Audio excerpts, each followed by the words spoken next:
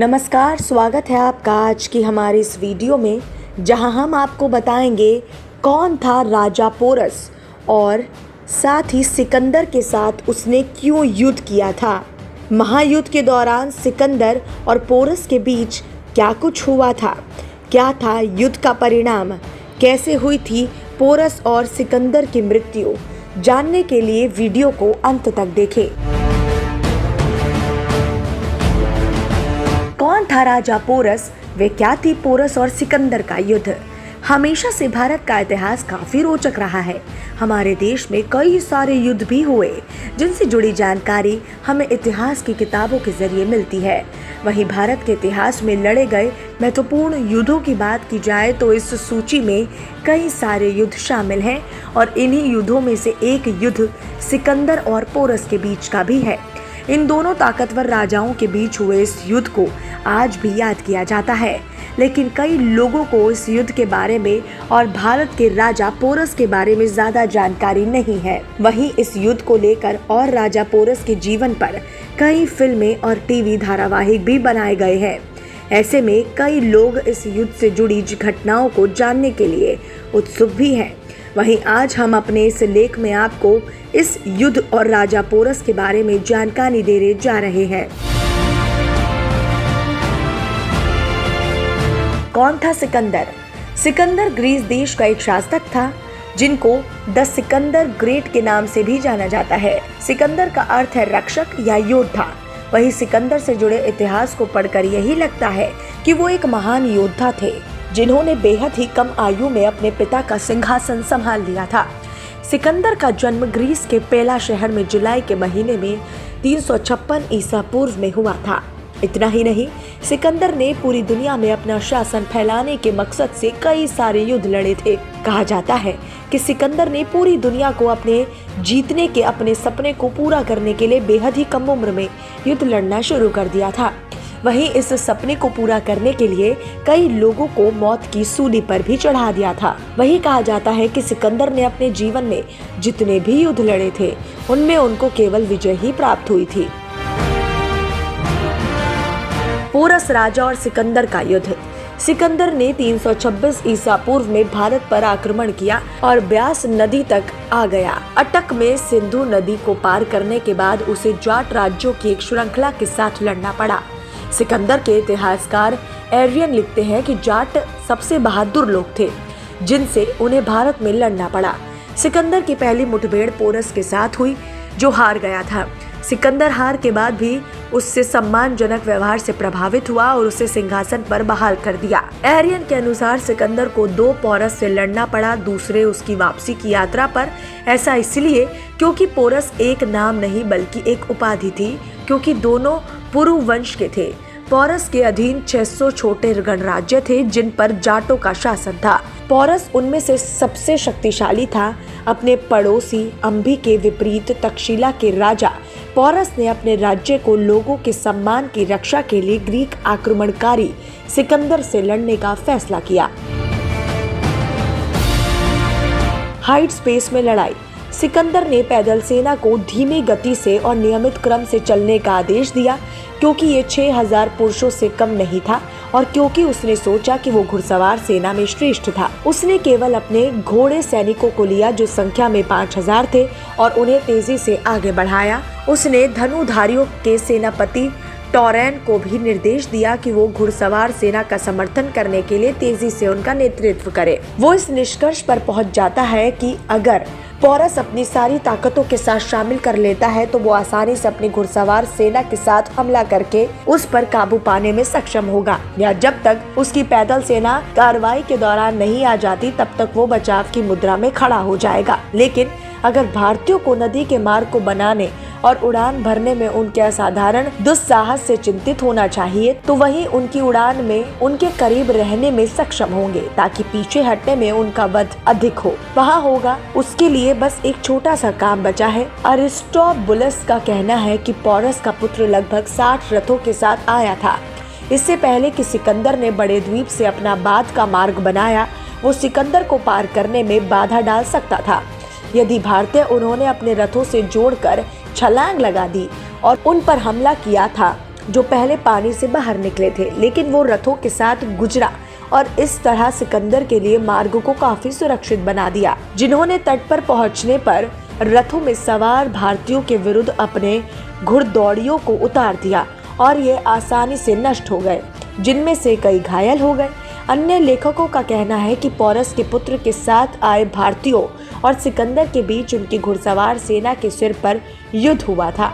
प्रभावित किया गया था कि पोरस का पुत्र अधिक बल के साथ आया था कि सिकंदर स्वयं उसके द्वारा घायल हो गया था और उसका घोड़ा बुसेफलास, जिसे बहुत ज्यादा पसंद करता था, पोरस के पुत्र द्वारा अपनी स्वामी की तरह घायल होकर मारा गया।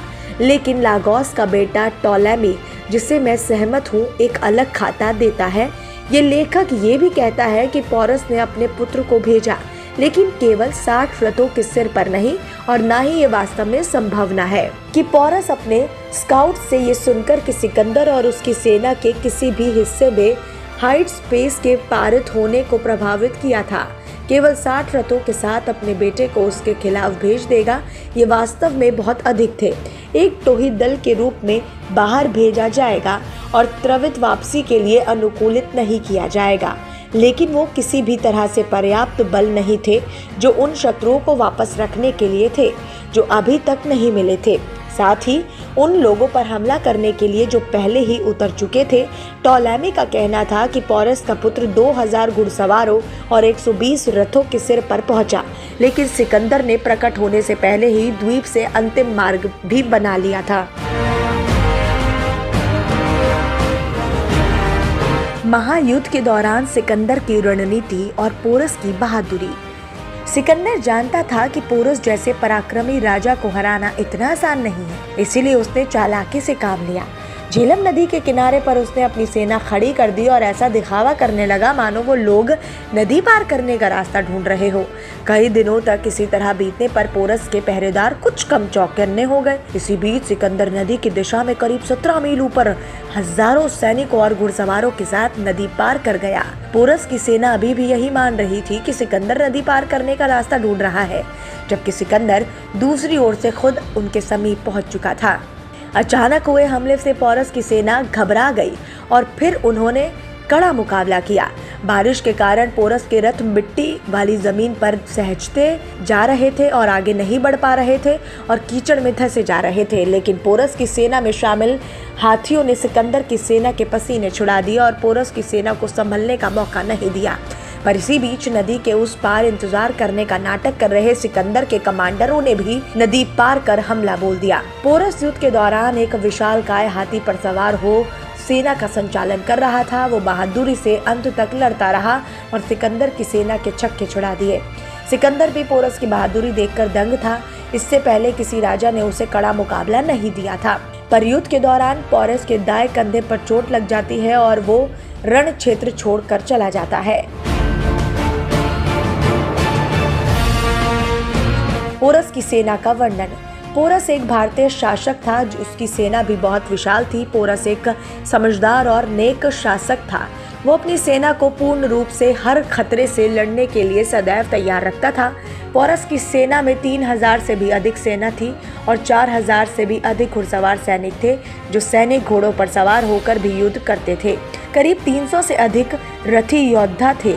इन सब के अलावा पोरस की सेना में 130 हाथी की फौज थी, जो युद्ध के दौरान सामने आने वाली किसी भी वस्तु को अपने पैरों से कुचल देती थी।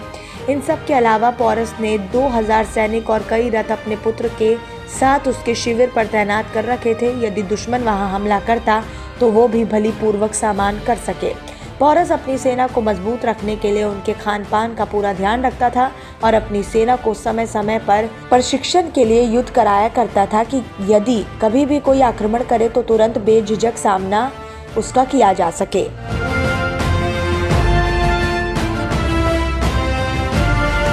युद्ध के परिणाम को लेकर इतिहासकारों में मतभेद है।